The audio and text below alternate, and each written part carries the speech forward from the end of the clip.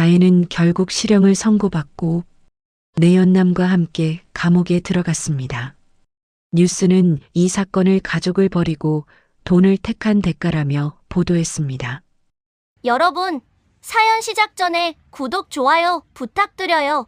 김순자는 새벽부터 며느리 윤다혜의 연락을 받고 허둥지둥 짐을 챙기고 있었습니다.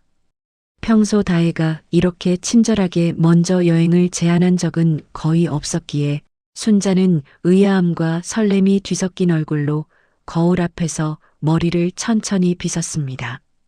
거실 한켠에서는 빗소리가 잔잔하게 창문을 두드리고 있었고 그 소리조차도 그날만큼은 여행의 전주곡처럼 들렸습니다. 다혜는 차 문을 열며 순자에게 서둘러 타라고 손짓했습니다. 그녀의 표정은 평소보다 더 밝아 보였고 순자는 그 미소가 어쩐지 조금 과하다는 느낌을 잠시 받았습니다.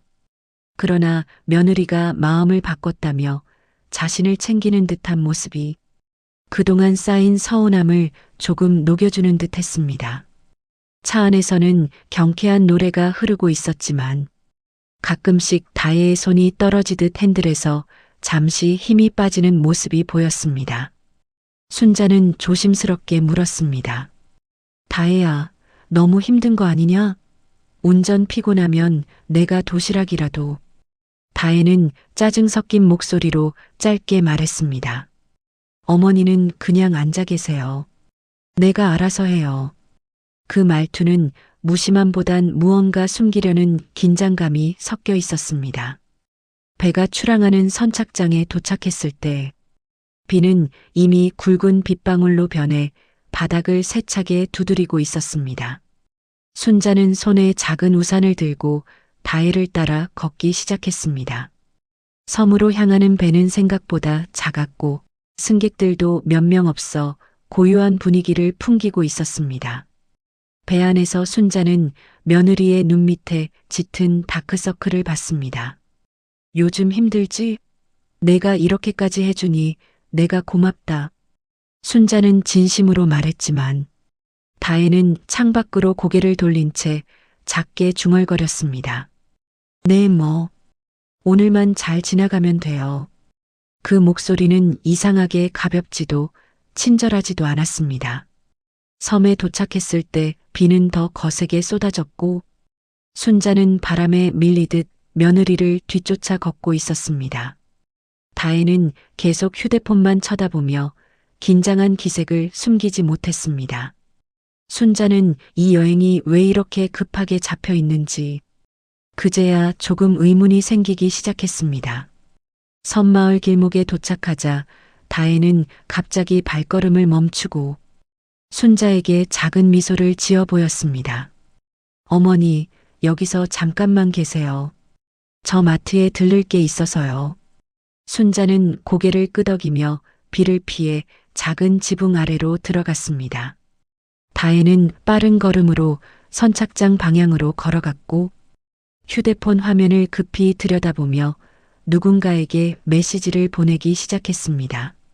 순자는 며느리가 돌아오길 기다리며 섬의 적막한 분위기를 불안하게 둘러보았습니다. 아무리 기다려도 다혜의 모습은 보이지 않았고 멀리서 배 출항 안내 방송이 희미하게 들리기 시작했습니다. 순자는 손에 든 작은 우산을 더욱 꽉 쥐며 불길한 예감을 억누르려 했습니다. 그러나 비를 가르며 멀어지는 마지막 배의 실루엣을 본 순간 순자의 마음이 서서히 얼어붙기 시작했습니다. 순자는 빗속에서 떨리는 목소리로 중얼거렸습니다. 다혜야, 설마 나 혼자 두고 간 건 아니겠지? 그 순간 이후 섬에는 순자만이 남아 있었습니다. 생존을 위한 첫날, 그리고 기묘한 소문. 김순자는 폭우 속에서 며느리를 기다리며 작은 지붕 아래에 몸을 움츠리고 있었습니다. 비바람은 점점 더 거세져 우산조차 소용이 없을 정도였고 순자는 젖은 옷깃을 붙잡으며 며느리가 돌아올 방향을 멍하니 바라보았습니다. 휴대폰을 꺼내 아들과 며느리에게 전화를 걸어보았지만 전원이 꺼져 있어 연결할 수 없습니다라는 차가운 음성만 반복될 뿐이었습니다. 몇 분이 지나자 갑자기 선착장 확성기에서 배 출항 안내가 나왔습니다. 순자는 얼른 소리를 따라 달려갔지만 마지막 배는 이미 멀어져 가고 있었습니다. 배 뒤쪽 난간에 우산을 든 여자가 잠시 보이는 듯 했지만 파도와 비 때문에 얼굴을 확인할 수는 없었습니다. 순자는 다리가 한순간 힘이 풀리며 선착장 바닥에 주저앉았습니다. 다혜야, 너 왜? 순자의 목소리는 비에 묻혀 희미하게 사라졌습니다. 그는 스스로가 버려졌다는 충격을 받아들이지 못한 채 몸을 끌듯 다시 작은 지붕 아래로 돌아왔습니다. 빗소리는 금속 지붕을 쏟아붓듯 두드렸고 섬의 적막함은 순자의 심장까지 얼어붙게 만들었습니다. 어둠이 짙어지고 순자의 어깨가 더 젖어갈 무렵 멀리서 손전등 불빛이 흔들리며 다가왔습니다. 저기 누구 계신가요? 중년의 남성이 조심스레 말하며 순자에게 다가왔습니다. 순자가 떨리는 목소리로 대답했습니다. 저 서울에서 왔어요.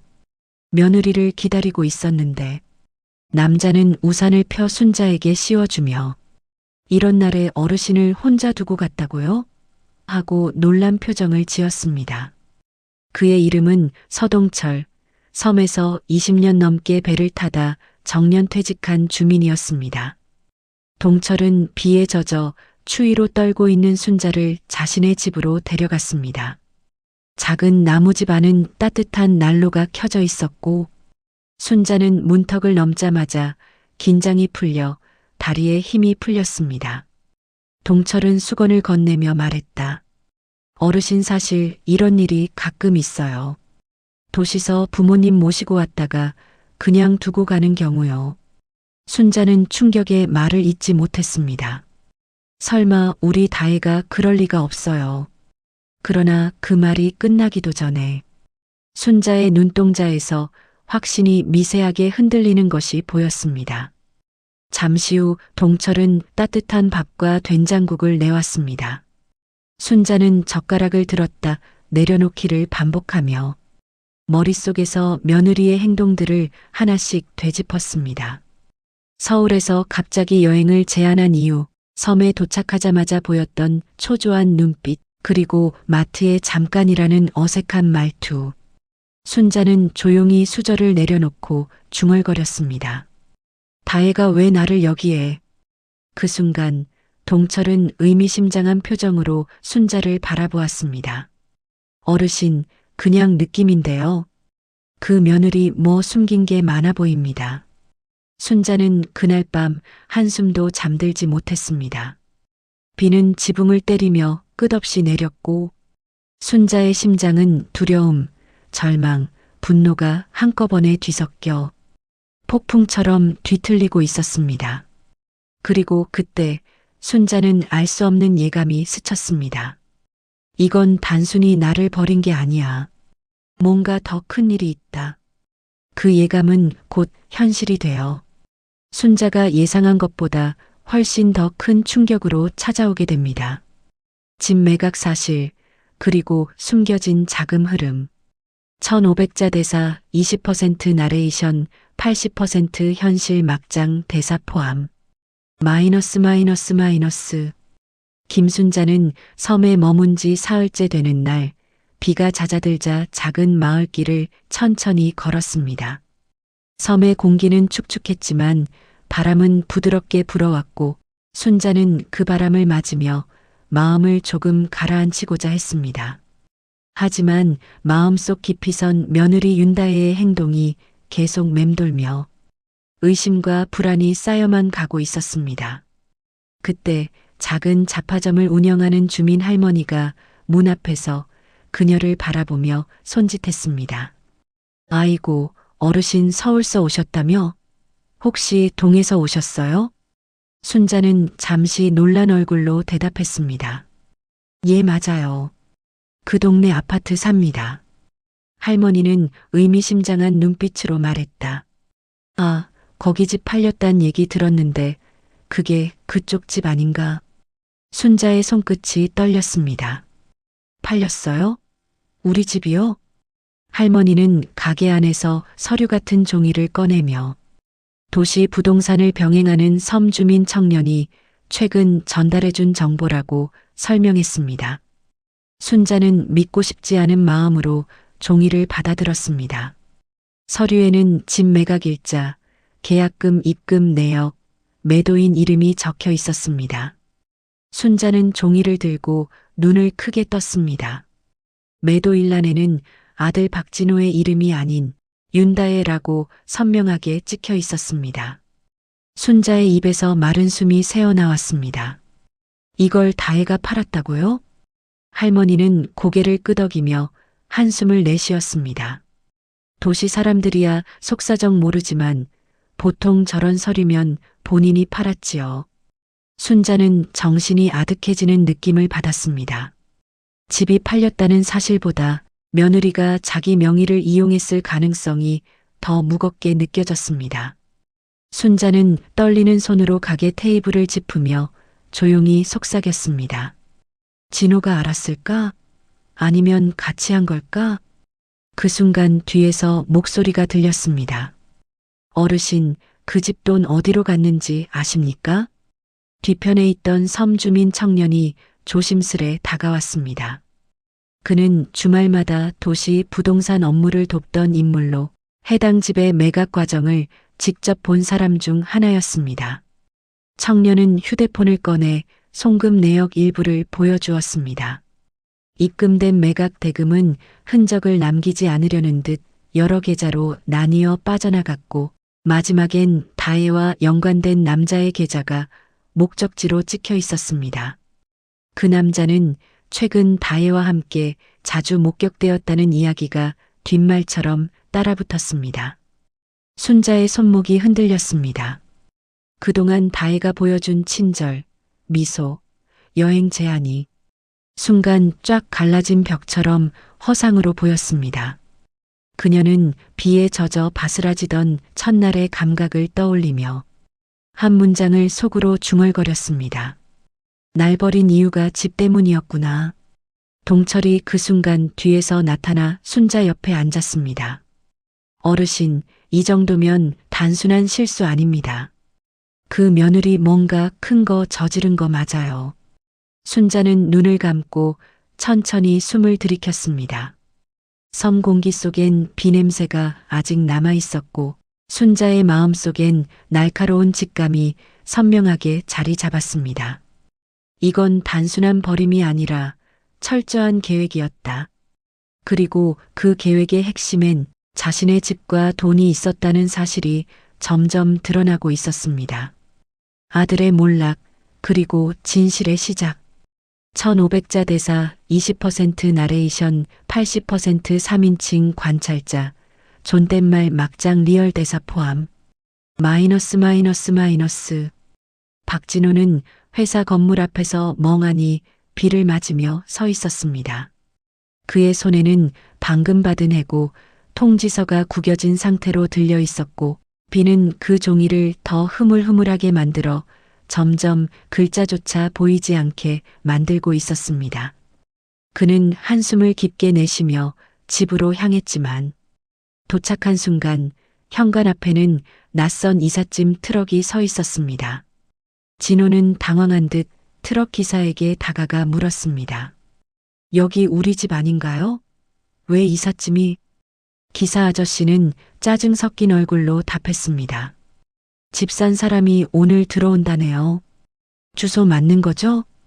진호는 순간 귀가 먹먹해지는 듯 가만히 서 있었습니다. 집 안으로 급히 뛰어들어가자 낯선 여자가 벽지와 바닥을 둘러보며 체크리스트에 뭔가를 적고 있었습니다. 진호가 여기 제 집입니다. 라고 외치자 여자는 시큰둥하게 한 장의 종이를 내밀었습니다. 그건 팔린 집의 계약서였고 매도 일란에는 충격적으로 윤다의 이름이 적혀 있었습니다. 진호는 숨이 턱 막혀 벽에 손을 짚었습니다. 뭐야, 이게 다혜가 팔았다고? 그는 다혜에게 전화를 걸었지만 전원이 꺼져 있어라는 음성만 반복될 뿐이었습니다. 진호는 얼굴을 두 손으로 감싸며 주저앉았습니다. 그가 집을 나서려는 순간 경비 아저씨가 조심스럽게 다가와 작은 목소리로 말했습니다. 진호 씨 요 며칠 다혜 씨 어떤 남자하고 자주 다녔어요. 짐도 그 남자가 대신 들고 뭔가 수상하긴 했지. 진호는 얼굴이 한순간 하얗게 변했습니다. 그는 다시 차에 올라 다혜의 친정집, 지인의 집, 다혜가 다니던 피트니스 센터까지 찾아다녔지만 어디에서도 그녀의 흔적은 없었습니다. 마치 도시에서 증발한 사람처럼 다혜의 동선은 완전히 비어 있었습니다. 며칠 뒤 진호는 인터넷 부동산 카페에서 섬에 사는 누군가가 올린 글을 발견했습니다. 글 제목은 도시에 집 팔고 사라진 며느리 섬에 어머니 혼자 두고 간 사건. 진호는 그 순간 피가 거꾸로 솟는 듯한 감각을 느꼈습니다. 그는 글을 끝까지 읽고는 그대로 자리에서 일어났습니다. 손에 쥔 휴대폰이 떨리고 있었고 입술은 바짝 말라붙어 말조차 나오지 않았습니다. 그리고 조용히 중얼거렸습니다. 엄마를 섬에 두고 갔다고? 다혜가? 진호는 폭우가 내리는 밤 섬으로 향하는 첫 배를 미친 듯이 검색했습니다. 남은 돈은 얼마 없었고 집도 아내도 직장도 잃은 상태였지만 그는 오직 한 곳 섬만을 향해 움직였습니다. 배표를 예매한 뒤 진호는 주먹을 꽉 쥐며 하나의 결심을 했습니다. 엄마 내가 잘못했어. 이번엔 꼭 찾으러 갈게. 그러나 그는 아직 몰랐습니다. 섬에서 기다리고 있을 어머니는 이미 전혀 다른 사람이 되어 있다는 사실을. 섬에서 다시 마주한 모자, 그러나 모든 게 달라져 있었다. 폭우가 거세게 몰아치던 새벽, 박진호는 첫 배에 몸을 실었습니다. 선실안은 비냄새와 눅눅한 공기로 가득했고 진호는 젖은 머리칼을 뒤로 쓸어넘기며 그동안 어머니를 외면했던 기억들을 되새기고 있었습니다. 내가 도대체 뭘 한 거야? 그는 혼잣말을 중얼거리며 바다를 바라보았습니다. 파도는 배의 옆구리를 세게 때렸고 진호는 다혜의 배신과 자신의 무책임함이 뒤엉켜 숨이 막히는 듯 했습니다. 섬에 도착하자 진호는 숨도 고르지 않고 뛰기 시작했습니다. 마을길을 지나며 만난 주민에게 어머니 김순자 어르신 어디 계세요? 하고 다급히 묻자 주민은 동철의 집을 가리켰습니다. 문을 열자 안쪽에서 순자가 천천히 걸어 나왔습니다. 순자는 아들을 보는 순간 멈칫했지만 그 표정엔 반가움보다 오래된 피로와 상처가 먼저 자리했습니다. 진호는 바닥에 주저앉으며 외쳤습니다. 엄마 나 미쳤었어. 미안해. 제발 집에 같이 가요. 그러나 순자의 목소리는 차갑게 가라앉아 있었습니다. 집에? 너 집이 어디 있다고 그래? 진호는 멍한 표정으로 어머니를 바라보았습니다. 엄마, 다혜가 집을 팔았어. 집이 없어졌단 말이야. 순자는 비어있는 눈빛으로 아들을 바라보며 조용히 말했다. 내 집이 아니라니까. 그 집은 이미 내게 아니었어. 진호는 믿을 수 없다는 듯 고개를 저었습니다. 아니, 말이 돼? 그 집은 내 이름으로. 순자는 말을 끊으며 단호하게 말했습니다. 진호야, 그 집 너한테 준 적 없다. 순자는 등을 돌려 집 안으로 천천히 들어갔고 동철이 문가에서 조용히 아들을 바라보고 서 있었습니다. 진호는 동철에게 물었습니다. 삼촌 무슨 말이에요 이게? 집이 내게 아니었다니? 동철은 낮은 한숨을 내쉬며 말했습니다. 진호 씨 지금부터 들을 이야기, 마음 단단히 잡아야 할 겁니다. 폭우는 여전히 지붕을 때리고 있었고 진호의 심장도 그 비소리처럼 무겁게 내려앉고 있었습니다. 신육충격의 폭로, 그 집은 원래 내 것.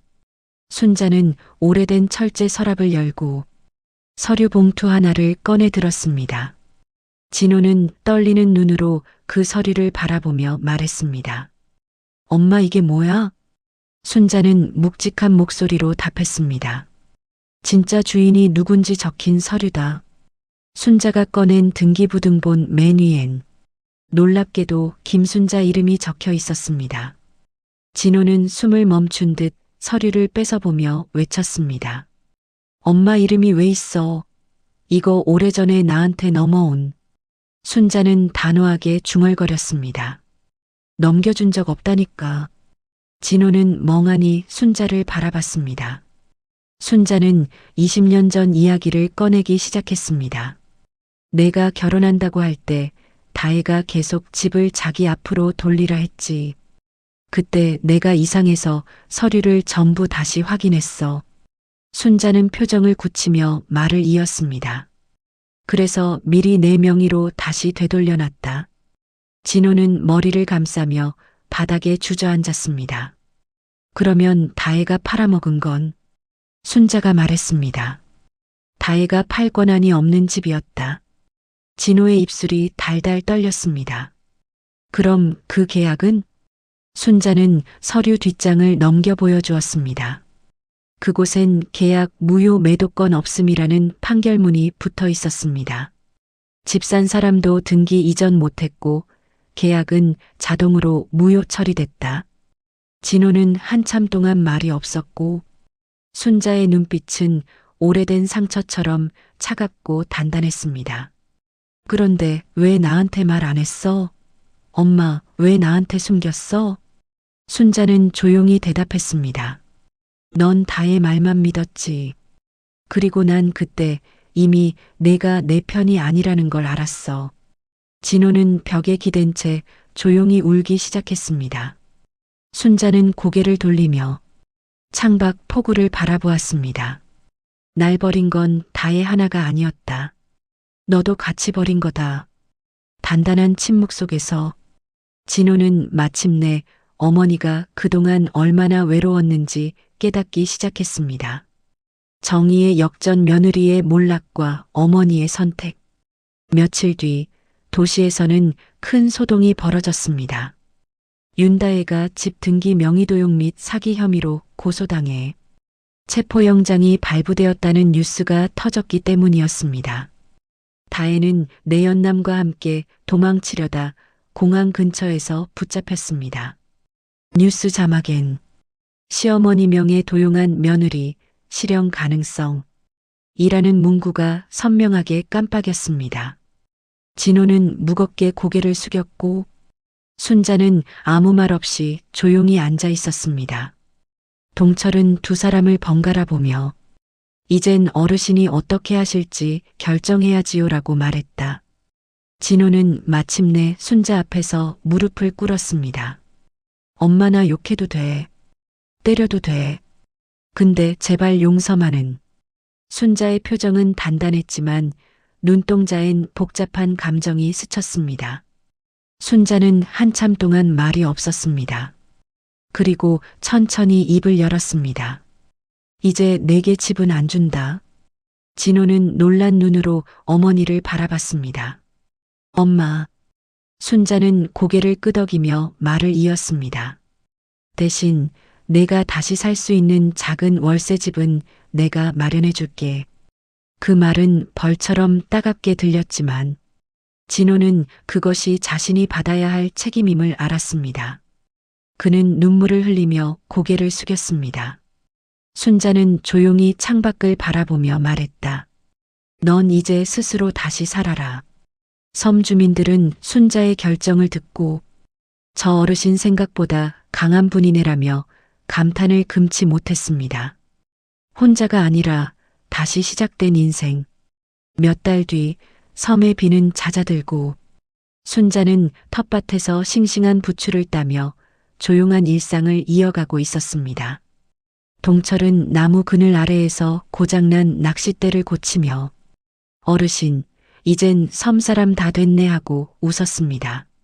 순자는 고요한 바다를 바라보며 느릿하게 미소 지었습니다. 도시보다 여기가 더 내 집 같네. 선바람은 부드러웠고 순자의 얼굴엔 예전보다 훨씬 평온한 기운이 감돌았습니다. 한편 아들 진호는 섬과 도시를 오가며 작은 일자리에서 성실하게 일하는 삶을 다시 시작했습니다. 그는 매주 찾아와 어머니 집에 마당을 쓸고 작은 생필품들을 챙겨두며 서서히 어머니의 신뢰를 되찾기 위해 노력했습니다. 다혜는 결국 실형을 선고받고 내연남과 함께 감옥에 들어갔습니다. 뉴스는 이 사건을 가족을 버리고 돈을 택한 대가라며 보도했습니다. 어느 날 순자는 작은 편지 한 장을 써서 진호에게 건넸습니다. 편지엔 짧게 이렇게 적혀 있었습니다. 가족은 피로 이어지는 게 아니라 지켜주는 마음으로 이어지는 거다. 진호는 편지를 가슴에 안으며 조용히 눈물을 흘렸습니다. 순자는 다시 바다를 바라보며 위스퍼드, 이제부터는 내가 나를 먼저 지켜야지. 섬 위로 저녁 햇살이 붉게 내려앉았고 순자의 삶은 비로소 진짜 평온을 찾아가고 있었습니다.